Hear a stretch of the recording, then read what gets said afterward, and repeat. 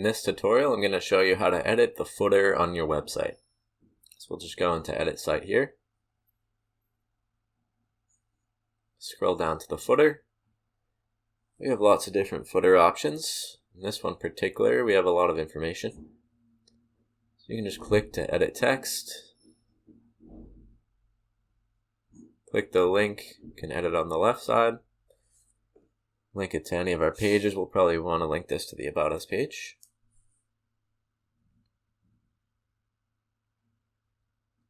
You can edit our hours here. Change the title, whatever your hours are on specific days. If we wanted to make these our default hours, we could just hit save as default. Then anywhere else on our website where our hours are listed, we can just press load default. That'll automatically bring in all our hours. Hit apply changes when you're done. Contact info, same thing, click to edit.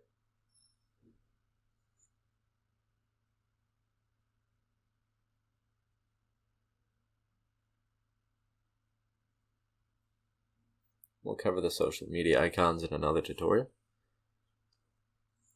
That's it for this footer. Don't forget to save and publish to make your changes live.